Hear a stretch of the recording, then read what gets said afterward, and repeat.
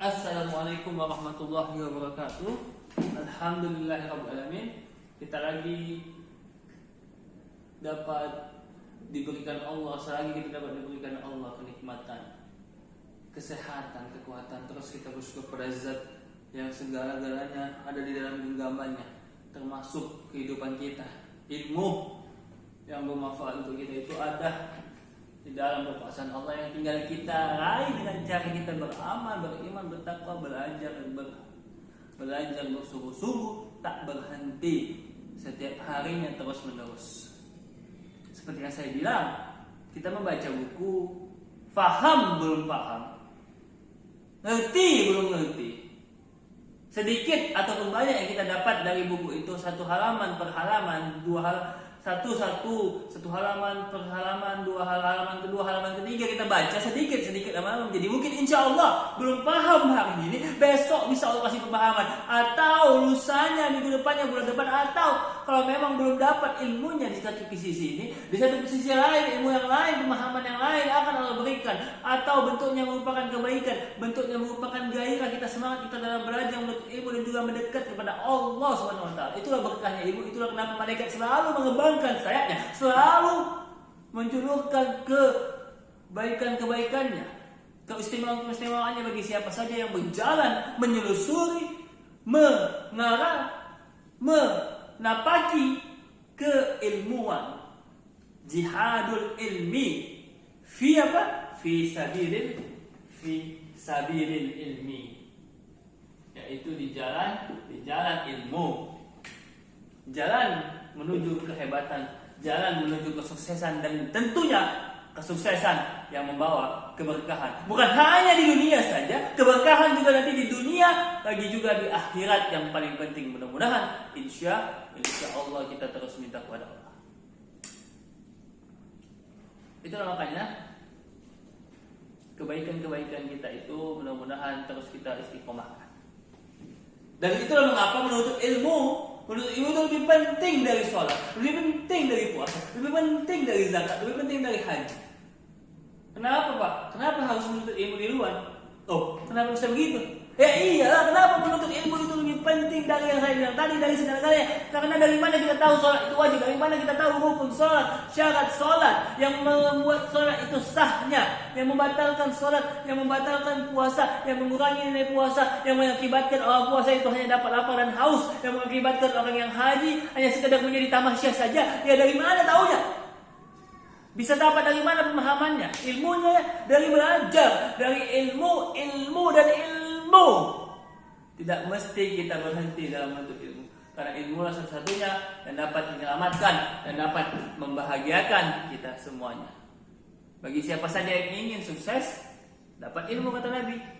Betul nih, man akan ada dunia fa'alaihi bi'ilmi. Siapa yang mau sukses silakan ikut ilmu. Yang mau sukses dunia, ilmu. Yang mau akhirat dan akhirat, ilmu. Yang mau dua-duanya tentu juga ilmu. Bahkan sampai ketika kita mau berdiri pun, sampai kita mau makan pun ada ilmunya. Memasak atau memakan, cara menyuap itu kan, cara kita mengambil makanan, etika mengunyahnya, adab Nabi mengunyah makanan pelan-pelan, ya kan. Kemudian dibilang sama makanan ini, ya Allah, mudah-mudahan makanan ini menjadi keberkahanku, menjadi kesehatanku, menjadi penyemangatku untuk belajar dan untuk beribadah, mendekat taqarruban kepadamu ya Allah, taqarruban ilallahi ta'ala. Mudah-mudahan itulah ilmu yang harus kita kejar. Ilmu satu-satunya tujuan kita, ilmu. Tidak ada lain yang selain ilmu yang ada di dalam kehidupan kita. Apalagi kalian adalah dalam masa proses pembelajaran. Di mana minggu lalu kita telah belajar, belum saya hapus nih. Minggu lalu kita telah belajar bagaimana kita mengkaji sumber Islam. Ya, kita mengkaji sumber-sumber ajaran Islam, yang mana di dalam ajaran Islam ini yang membuat umat Islam atau semua manusia, sebenarnya untuk semua manusia, hudalillah, semua manusia tak terkecuali agamanya Hindu, Buddha, Kristen, Yahudi, Nasrani, adalah Al-Quran ditunjukkan untuk segenap semua alam semesta ini, bukan hanya manusia, juga turut di dalamnya flora fauna, gunung-gunung, taman-taman, semua langit juga turut dimaslahatkan, turut disejahterakan, disemakmurkan oleh adanya Al-Quranul Karim. Maka dari itu, dia menjadi sumber utama kita, sumber utama dan pertama. Al-Quran adalah sumber yang paling agung, petunjuk yang tidak ada tarahnya, dia ada duanya, dia tidak bisa menggantikannya. Dialah yang nantinya dapat memberikan syafaat. Iqra'ul Quran fa innahu syafi'un li ashabi. Oleh karena itu, untuk tugasnya kali ini adalah menghafal beberapa hadis, 1 atau 2 hadis tentang keistimewaan, tentang kehebatan, kedahsyatan, keagungan dan kemuliaan daripada Al-Quranul Karim, Al-Quran Al-Quddus, Al-Quran dan lain-lain. Banyak nama-nama Al-Quran. Nanti kita bisa pelajari di makalah utama. Inilah dia sumbernya adalah Al-Quran. Maka kita masuk ke dalam Al-Quran, yaitu diambil dari kata qiraat, membaca, yaitu sebuah bacaan yang isinya tadi sebagai isi untuk memberikan petunjuk keselamatan untuk manusia. Bisa petunjuknya berupa adanya hukum-hukum, ahkam syariah kita sebut, kemudian ada akhlaknya, ada adabnya, ada etikanya, ada bagaimana mengatur hubungan sesama manusia, antara tetangga, suami istri, masyarakat, komunitas, bahkan berbangsa dan bernegara sudah ada di dalam Al-Quran. Kemudian ada lagi dalam hadis Rasulullah. Kemudian dari sisi politik, ekonomi, dari sisi sosial, semuanya tercantum, termaktub di dalam Al-Quran. Bisa kita lihat bahwasanya ketika Al-Quran membahas sesuatu hal, Al-Quran mengkajinya dari sisi keilmuannya, maka ketika itu juga sebenarnya Allah ingin menuntut. Ketika ada hukum-hukum yang jumlah ayat 150 itu dalam Al-Quran, hukum-hukum itu dituntut untuk manusia taati. Artinya ketika kita membahas definisi takwa apa? Definisi takwa ada yang tahu definisi takwa. Yaitu apa? Takwa itu mengerjakan perintah Allah dan menjauhi larangan.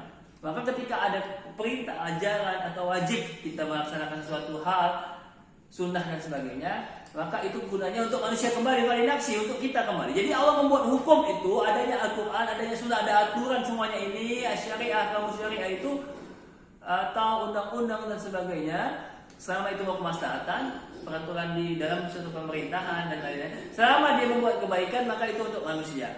Tapi manusia itu adalah makhluk yang lemah, dia tidak mungkin bisa memahami bagaimana suatu nilai-nilai yang lebih tepatnya, yang sesuai, yang pas, yang klik dengan dia, kecuali yang lebih mengetahuinya adalah Khaliqnya, ciptaannya. Siapa ciptaan kita?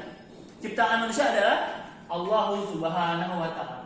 Allah Subhanahu wa Ta'ala membuat satu ketentuan, satu ahkam, aturan, ya, satu rambu-rambu lalu lintas yang saya bilang waktu itu, lampu merah, kuning, hijau, semuanya itu diatur untuk siapa?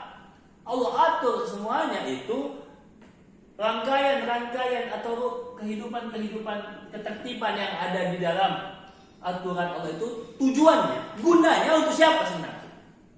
Asal muasalnya kembali untuk manusia, dari Allah untuk hamba-hambanya, untuk makhluk-makhluknya. Sebenarnya Allah ciptakan hukum-hukum itu. Tetapi kenapa kita selaku makhluknya, selaku manusia, kemudian Islam enggan dan jauh kita meninggalkan, melepaskan pegangan erat kita Al-Quran dan Sunnah Rasulullah. Padahal kata Nabi Muhammad Rasulullah menekankan, gigitlah ajaran aku ini, gigitlah nilai-nilai keislaman itu dengan gigi geraham kalian seperti menggigit tali itu, kuat sekali sampai wafat, sampai dalam keadaan meninggal syakaratul maut barulah gigitan itu lepas.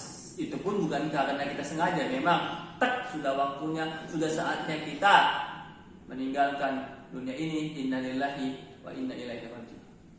Baik, kita kembali lagi kepada Al-Quran tadi, di mana dibahas di dalam Al-Quran itu adalah hukum-hukum. Ketika kita membahas tentang ahkam itu, hukum-hukum itu, maka ketika kita membahas hukum, tentunya tujuannya tadi untuk manusia. Jadi ketika ada hukum-hukum selain hukum Allah, berarti itu adalah hukum? Kalian jawab sendiri.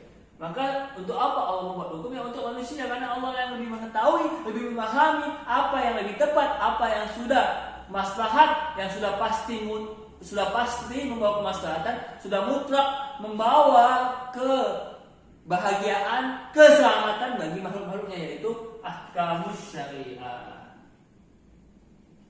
Oke. Inilah dia kunci manusia untuk selamat, kunci manusia untuk hidup damai, kunci manusia untuk selalu berada di dalam genggaman Allah, di dalam naungan Allah, naungan keihsanan, keistiqomahan dan kebaikan-kebaikan lainnya. Oke, setelah kita membahas hukum syariat tadi, di dalam hukum-hukum syariat itu secara garis besar terdapat dua poin yang ingin saya tekankan.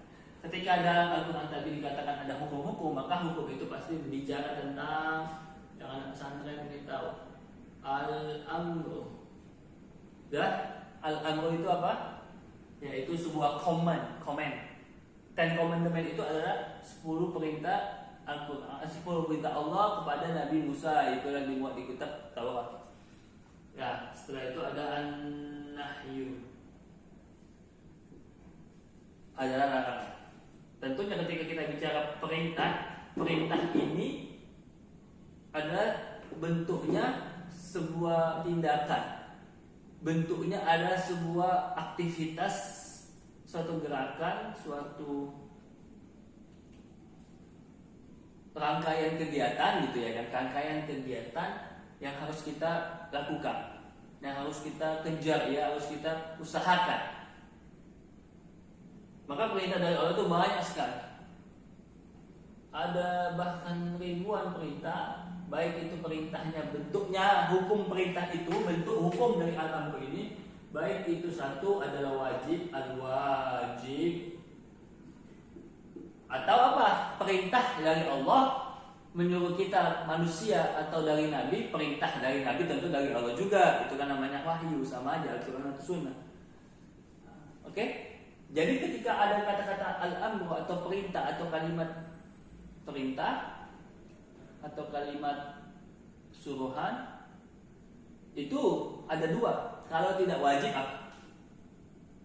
Kalau tidak wajib tentu jawabannya sholat itu ada apa? Ada sholat wajib sama sholat wajib sama sholat sunnah. Jadi kalau ada perintah itu sama kayak perintah. Jadi perintah itu kalau tidak wajib sunnah.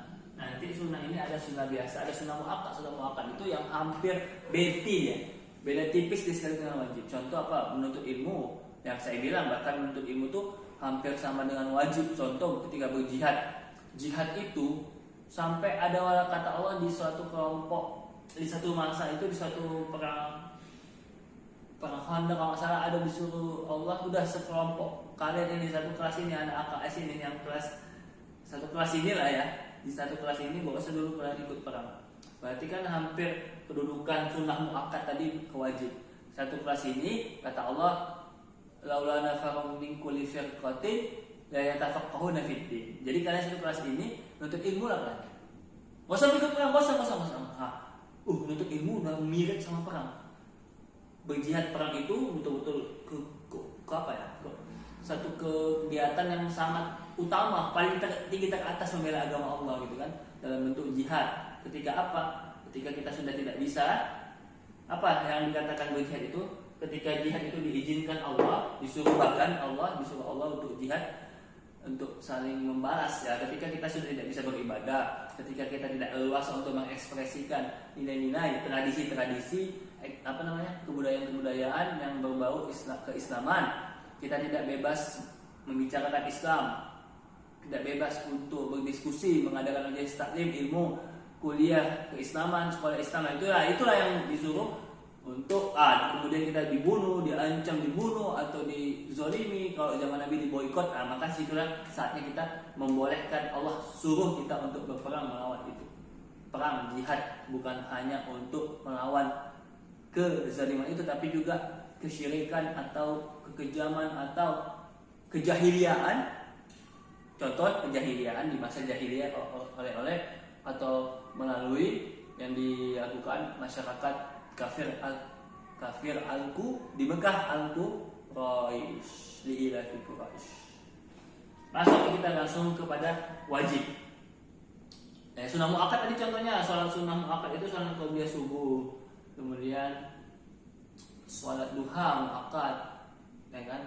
Sholat istikharah itu kalau mau nikah, ya kan, bagi yang mau nikah muda silakan istikharah, berarti itu sudah muakkad karena dia ingin Allah yang menentukan pilihannya. walaupun tidak dia mengharapkan akan siapa yang ditujunya, tapi Allah akan mendatangkan pasti itu.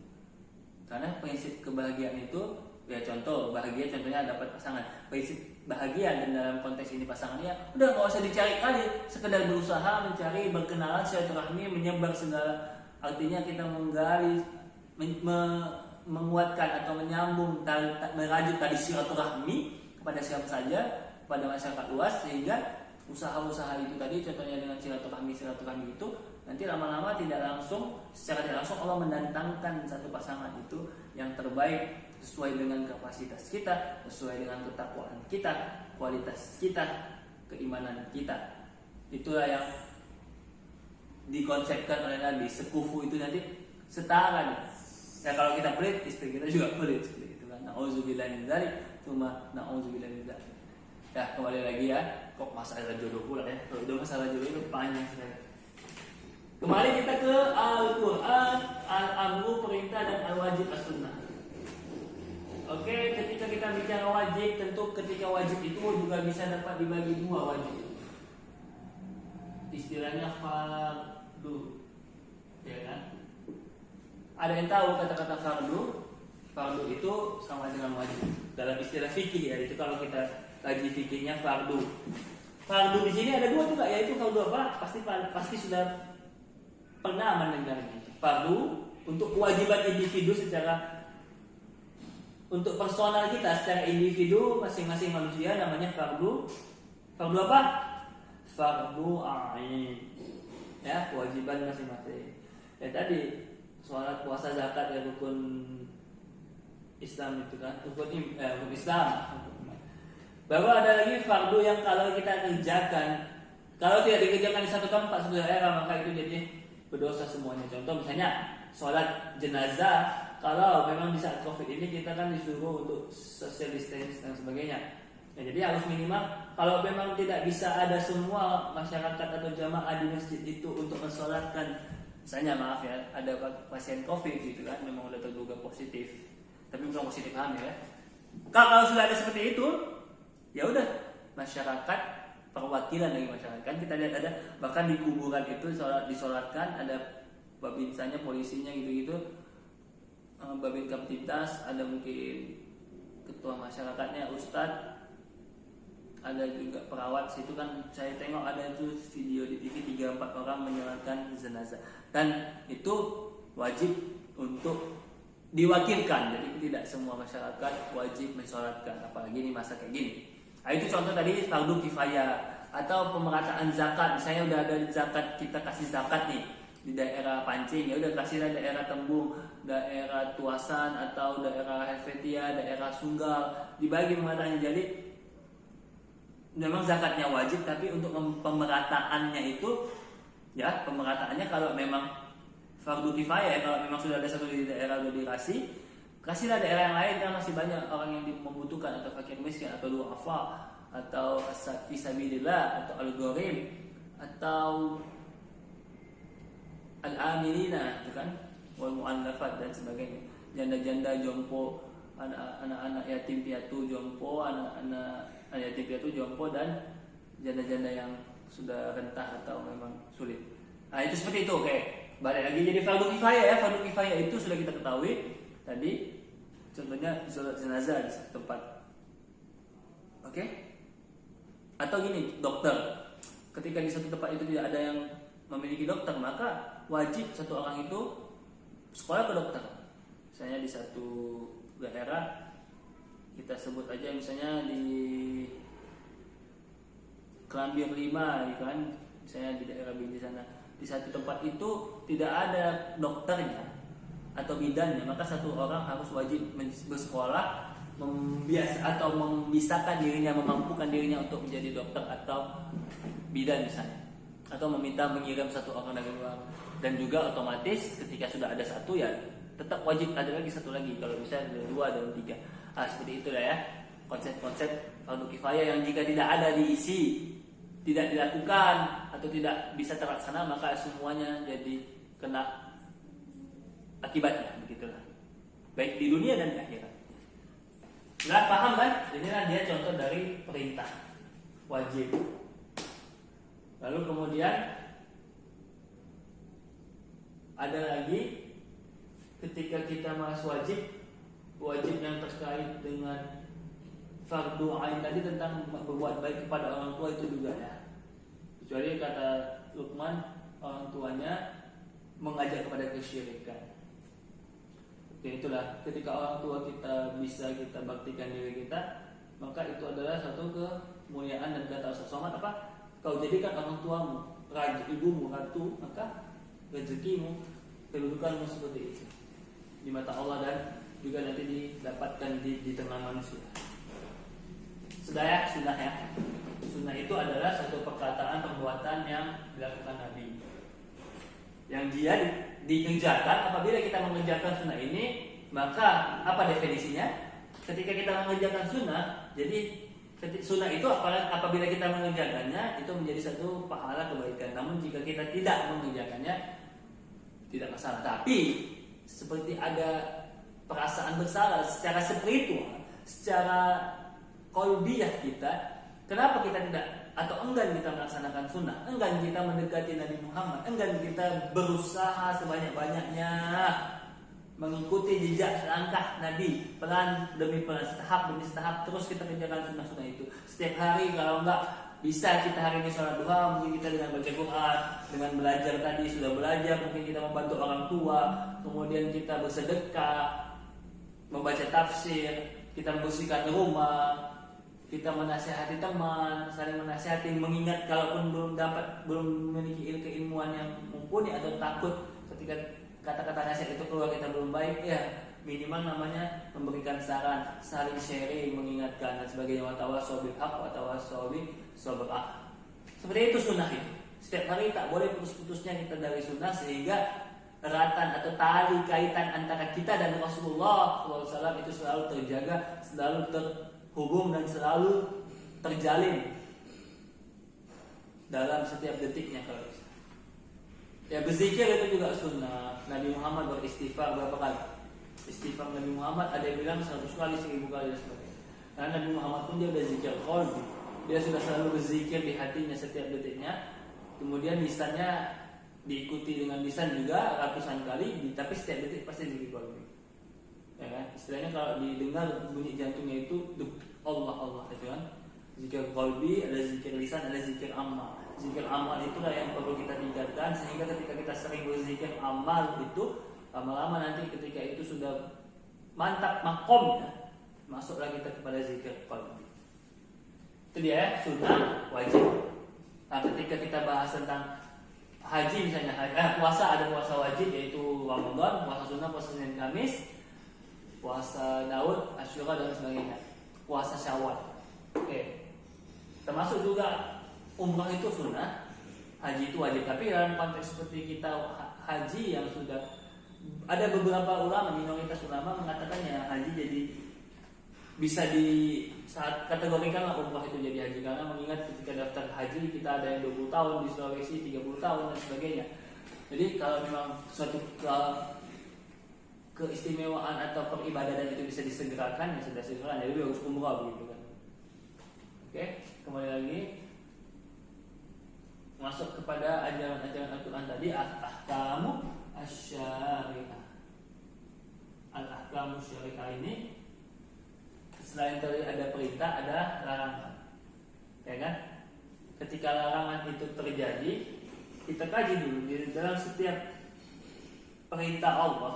Contoh, Allah melarang kita memakan makanan, satu makanan saya babi atau khamar atau maaf B1 atau makan makanan yang bertaring kayak ular, ya kan, berbisa, berkuku tajam, ya. Oke. Seperti itu. Dua alam, ya kan? Termasuk katanya kepiting dua alam, ya. Oke, ketika Allah mengharamkan itu, Allah mengharamkan kita jumlahkan lah, kita simpulkan lah bahwa yang diharamkan Allah jumlah makanannya kita anggap itu mungkin 100 jenis makanan, 100 jenis hewan misalnya. Berapa juta makanan yang dibolehkan Allah misalnya gitu. 100 bisa banding 1 juta, bisa banding 10 juta, lebih banyak lagi yang Allah membolehkan dibanding yang Allah haramkan, yang Allah larang, yang Allah bilang stop, it's forbidden, tidak boleh. Jangan sampai kita jadi seperti kejadian Nabi Adam. Tahu Nabi Adam, cerita Nabi Adam di mana Nabi Adam dibolehkan makan segalanya, mengkonsumsi semuanya, hanya satu yang tidak boleh, yaitu buah kurma. Begitu juga manusia, dari banyak yang dibolehkan ya Allah memang tahu untuk menguji kenapa diharamkan itu. Diharamkan hewan-hewan itu atau makanan-makanan itu karena memang beracun, karena berbahaya, ya kan. Misalnya babi misalnya, ketika ia diharamkan tiba-tiba bisa nih cacing pitanya dihilangkan. Diharamkan bukan karena memang jorok, bukan karena hanya joroknya saja, bukan hanya babi itu makan kotorannya, makan lumpur, terus dia muntah makannya lagi, gitu lagi terus menerus ya, jijik, jorok dan sebagainya, kerakusannya ya. Jadi bukan, walaupun cacing pitanya bisa hilang, tapi sifat DNA-nya yang rakus itu, yang jorok itu, yang jijik itu, menjijikkan, itu nanti bisa cepat melekat kepada manusia karena you are what you eat.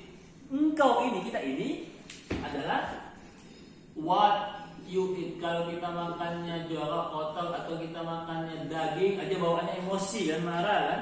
Tapi kalau seperti saya nih sudah hampir setahun ini lebih banyak makan sayur-sayuran, istilahnya vegan ya. Kalau vegetarian itu nggak makan daging sama sekali, vegan. Karena kan gigi kita ditaruh cuma 2 ya. Nah, apalagi buah-buahan itu segar. Kemudian buah-buahan itu kenapa dia sehat? Karena dia gampang basi. Artinya ketika kita makan sayur atau buah, saat kita makan langsung bisa dicerna, langsung diserap oleh tubuh kita, perut kita. Kalau daging kan perlu proses, apalagi kalau kita makan yang lemak-lemak, bersantan dan sebagainya, nggak ada gerakan, dia akan menumpuk menjadi lemak, menjadi kolesterol, lama-lama bisa ke jantung, bisa stroke dan sebagainya. Na'udzubillah min dzalik, na'udzubillah min dzalik. Ya, kita jaga kesehatan kita, protokol kesehatan dari dalam. Oke, you are what you eat. Kita adalah kita yang makan.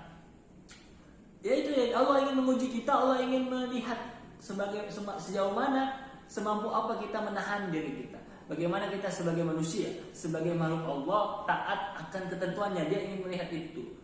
Ya, itu suka-suka hati Allah lah. Kenapa Allah mengharamkan ini, mengharamkan itu, kenapa nggak boleh ini? Ya memang udah diharamkan, udah nggak boleh. Ya udah, jangan kau masukkan, jerumuskan dirimu ke dalam kedurhakaan, ke dalam kehancuran, ke dalam kerusakan. Itu wala tulhikum amwat wala tulhikum ila tahlukah, wala tulhikum anfusakum ila tahlukah. Tahlukah di situ dalam ayat itu dikatakan adalah kebinasaan, kehancuran, kerusakan, ketidaksehatan gitu kan, ke penyakitan, sesuatu yang buat penyakit, sesuatu yang buat sulit, sesuatu yang buat kita malas-malasan ibaratnya gitu, ya kan?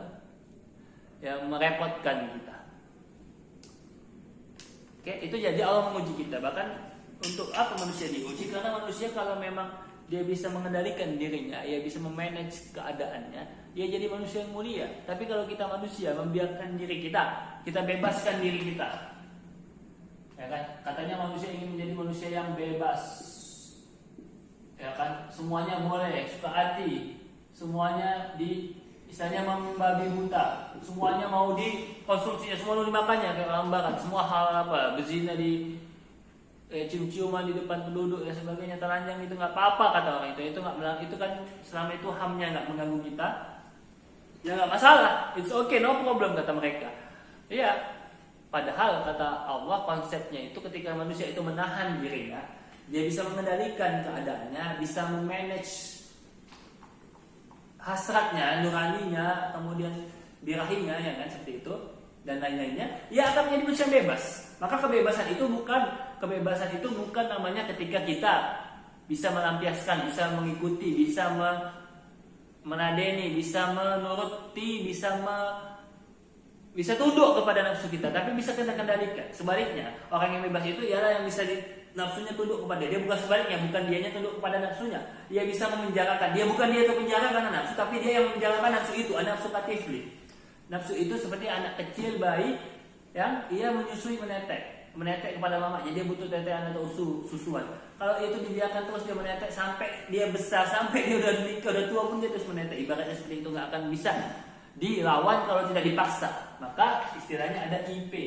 IP itu bukan indeks prestasi. IP itu adalah ilmu paksa. Kita memaksakan diri kita, kita push diri kita to the limit, kita kontrol diri kita, kontrol shift delete, kita kendalikan, kita kuasai sehingga kita yang mengendalikan, sehingga sukses itu ada di genggaman kita dengan kekuatan kita sendiri, dengan pengendalian diri, dengan kedisiplinan dari dalam.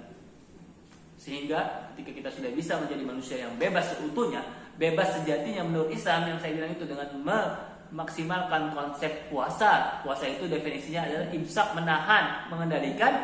Maka pelan-pelan kita akan meningkat menjadi manusia yang insya Allah perlahan demi perlahan menjadi al-muttaqin, atau bisa al-muflihun, atau bisa al-muslihun, atau bisa al-muhsinun tadi kan, atau bisa lagi apa, muttaqin, muhsinun, dan al lainnya gitu lah. Set, itulah dia. Mudah-mudahan kita bisa mengendalikan diri kita, bisa menjauhkan, bisa tetap kita mengikuti ajaran Allah dan sunnah-sunnah Rasulullah dengan kesungguhan diri. Karena kan tadi misalnya tadi laut misalnya di laut kita tengok semua di laut itu kan haram. Terbalik ya, di laut itu kan semua kata-kata halal. Kecuali apa? Apa makanan di laut yang haram? Ini kayak bulu babi gitu lah ya kan. Ya, apa di sungai buaya haram ya kan? Dua alam. Sama ada lagi satu lagi di laut, kecuali boleh makan semuanya kecuali kapal selam, kecuali kapal laut. Ya, sedikit intermezzo saja. Ini ada dia sedikit lagi ya, kita mau membahas tadi.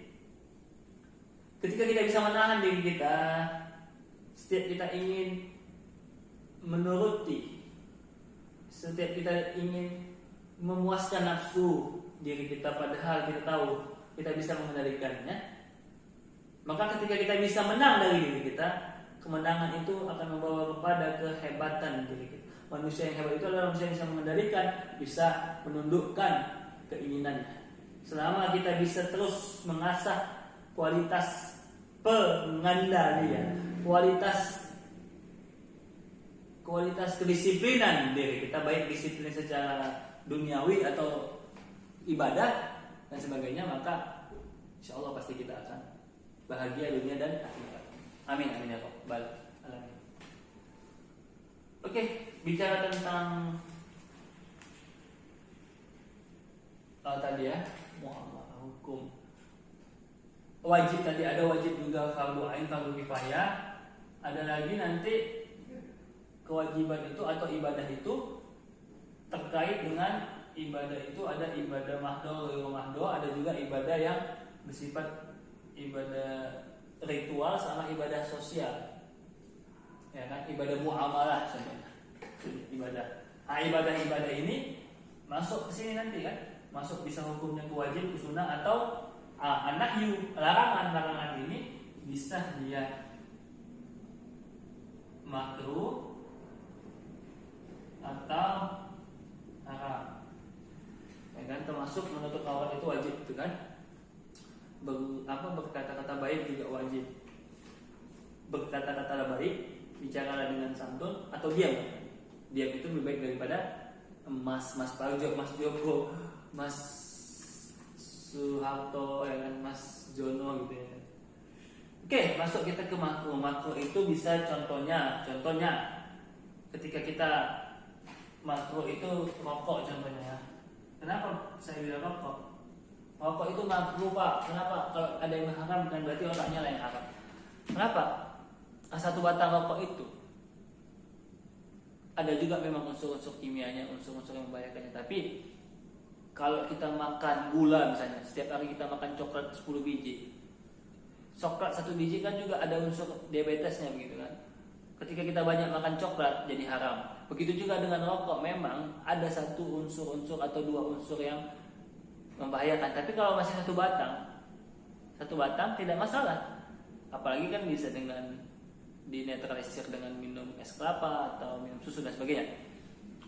Oke, jadi dia tidak langsung haram karena lagi-lagi saya ingin membuka cakrawala berpikir kalian atau minimal paling tidak jatuhnya ke makruh yang mendekati haram, makruh di tahrim.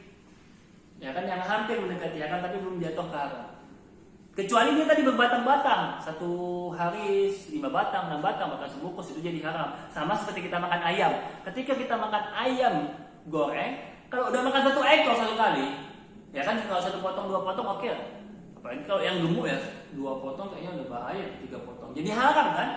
Jadi sesuatu kalau masih 1 2, kita membahasnya secara secara apple to apple ya. Secara point to pointnya. Poinnya adalah 1 batang rokok. Jadi kalau 1 batang rokok itu jadi katakan makruh. Kalau ada yang mengatakan haram silakan. Tapi kenapa cepat sekali mengharamkan sesuatu? Knalpot itu kenapa nggak diharamkan? Kalau memang rokok ini haram, knalpot itu diharamkan. Kenapa?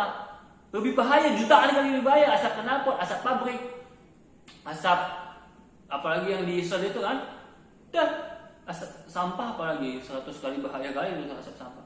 Tangkap penjara orang yang buka bakar-bakar itu. Jadi jangan langsung, memang dia berbahaya tapi jangan langsung memvonis haram. Otak kita itu sempit kali. Ini kita bahas, saya bukannya membenci orang yang membenci rokok, tapi saya ingin membuka pemahaman yang komprehensif, melihat berbagai pandang sudutnya. Ketika dokter mengatakan rokok itu berbahaya, oke berbahaya ketika ia berbatang-batang.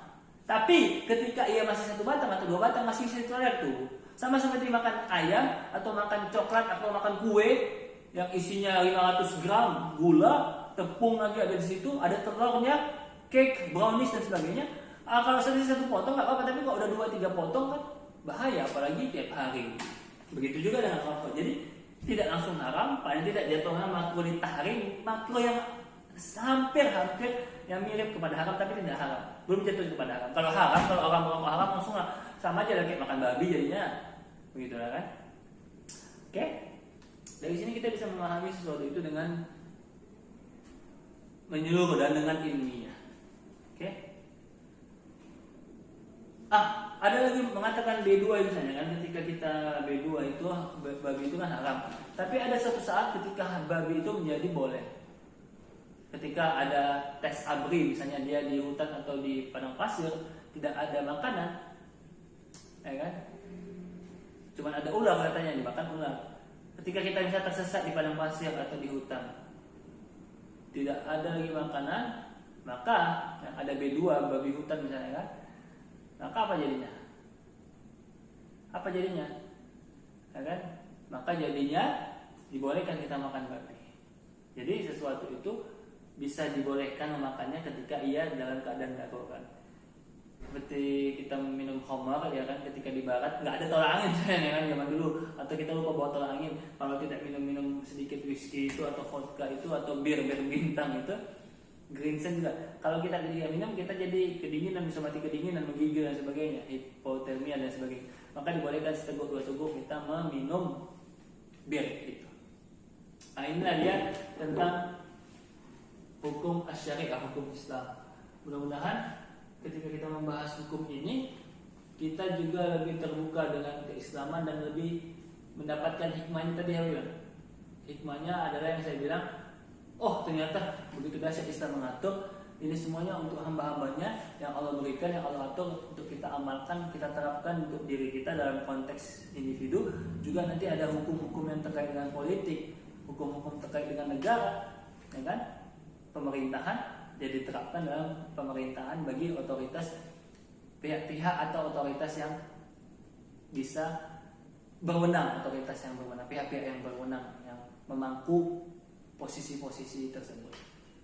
Oke, sampai di sini. Terima kasih. Kalau ada pertanyaan silakan komen di bawah ini. Syukran kasiran. Besok nanti mungkin kita lanjut lagi kepada konsep hukum muamalah tadi ya. Dalam konsep sosial, terutama muamalah yang terkait ekotisodia. Ekotisodia itu adalah ekonomi Islam, ekonomi syariah. Terima kasih atas perhatiannya. Mudah-mudahan Allah bisa berkah ilmu nafi'an wa amal shalih yang menggula, amin ya rabbal alamin. Wabillahi taufiq wal hidayah. Assalamualaikum warahmatullahi wabarakatuh.